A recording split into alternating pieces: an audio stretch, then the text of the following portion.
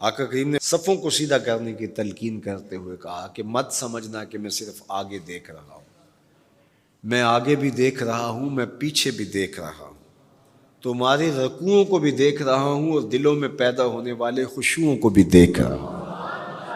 یہ حضور کی نظر کا کمال ہے۔ اور حضرت عبداللہ ابن عباس رضی اللہ تعالیٰ عنہ فرماتے ہیں کان رسول اللہ صلی اللہ علیہ وآلہ وسلم یرا فی اللیل فی الظلمہ کما یرا فی النہار فی الضوء۔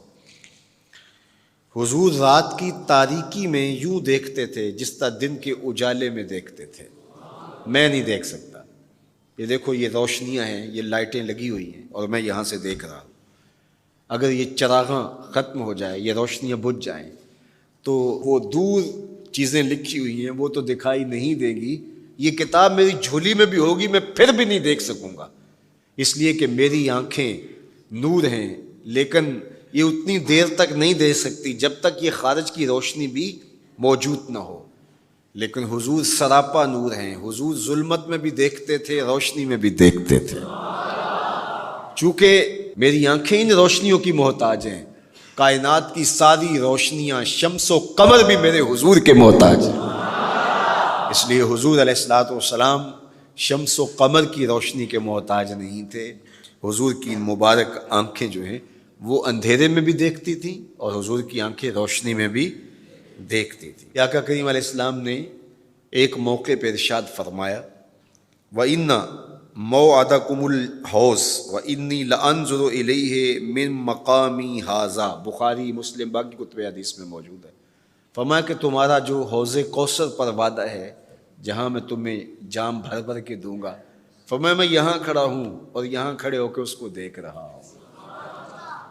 حضور یہاں کھڑے ہیں اور وہاں دیکھ رہے ہیں۔ ایک دن حضور صلاۃ الاستسقاء پڑھا رہے تھے، جب بارش نہ ہو رہی ہو تو اس کی جو نماز پڑھائی جاتی ہے اللہ کے حضور دعا کرنے کے لیے تو اس کو صلاۃ الاستسقاء کہا جاتا ہے۔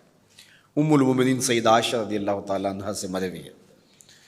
تو نماز پڑھاتے پڑھاتے حضور نے ہاتھ آگے کیا پھر پیچھے کھینچ لیا، تو عمومی طور پہ ایسا نہیں ہوتا۔ تو صحابہ نے جب دیکھا تو بعد میں کسی نے پوچھا حضور آج نماز میں آپ نے ہاتھ آگے بڑھایا اور پیچھے کھینچ لیا، مجھے بتائیے کہ حالت نماز میں نظر کہاں ہونی چاہیے؟ جائے سجدہ پہ ہونی چاہیے نا، لیکن صحابہ حضور کو دیکھ رہے ہیں۔ اللہ اکبر۔ صحابہ سے کسی نے پوچھا کہ تم بتاؤ ظہر اور عصر کی نمازوں میں حضور قرات کرتے تھے؟ کہاں کرتے تھے، بخاری میں ہے۔ تمہیں کیسے پتہ ہے کرتے تھے؟ کہا نحن نعلم باضطراب لحیتہ، ہم حضور کی مبارک داڑھی کی جنبش سے اندازہ کرتے تھے کہ قرات ہو رہی ہے۔ معلوم ہوا نماز بھی چلتی رہتی تھی، رخ محبوب کی دید بھی ہوتی رہتی تھی۔ اور اقبال کہتا ہے شوق تیرا اگر نہ ہو میری نماز کا امام، میرا رکوع بھی حجاب میرا سجود بھی حجاب۔ اللہ اکبر۔ تو حضور نے ہاتھ آگے بڑھایا اور پھر کھینچ لیا۔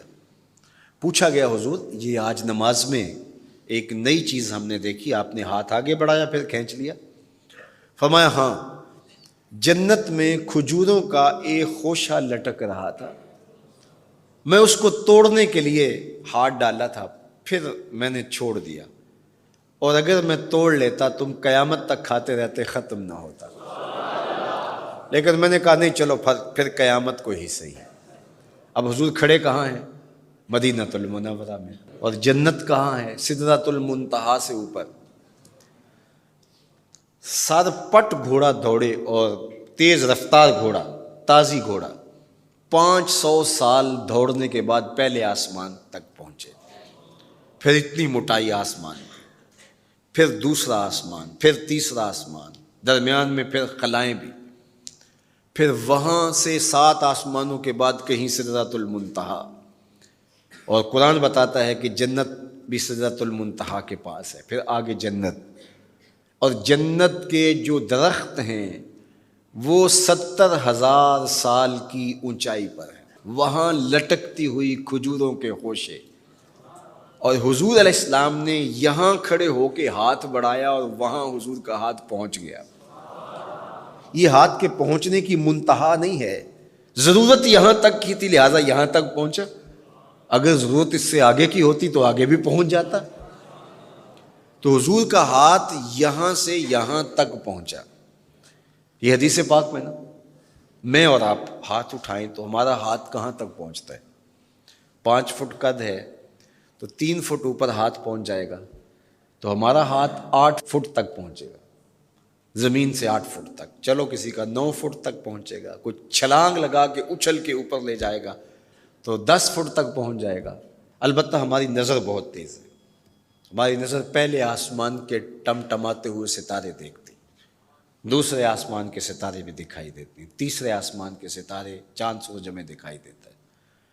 ہمارا ہاتھ 3 فٹ تک یا 10 فٹ تک پہنچتا ہے، نظر تیسرے آسمان تک پہنچتی ہے. اور جس کا ہاتھ جنت تک پہنچتا ہے اس کی نگاہ کہاں تک پہنچتی ہوگی، اس کی نظر کا کمال کیا ہوگا. اس لیے فرمایا انی ارا ما لا ترون واسمع ما لا تسمعون. جو میں دیکھتا ہوں وہ تم نہیں دیکھتے، جو میں سنتا ہوں وہ تم نہیں سنتے. اپنے حواس کو نبی کے حواس پر قیاس کرنا یا نبی کے حواس کو اپنے حواس پہ قیاس کرنا سوائے جہالت کے اور کچھ نہیں ہے. چے نسبت خاک را بعالم پاک، کہاں ہم کہاں ان کی ذاتیں بابرکات. اس لیے فرمایا انی ارا ما لا ترون واسمع ما لا، جو میں دیکھتا ہوں وہ تم نہیں دیکھتے، اور جو میں سنتا ہوں وہ تم نہیں سنتے. اللہ اکبر. ہماری آنکھیں تو چمکتے ہوئے سورج کو دوپہر کے وقت نہ دیکھ پائیں، چندھیا جائیں، آنکھوں میں پانی اترنے لگے، اور محبوب کی آنکھیں بے حجاب دیدار رب کریں. اور قرآن کہے ما زاغ البصر وما، آنکھ چندھیائی بھی نہیں اور حد ادب سے تجاوز بھی نہیں کیا.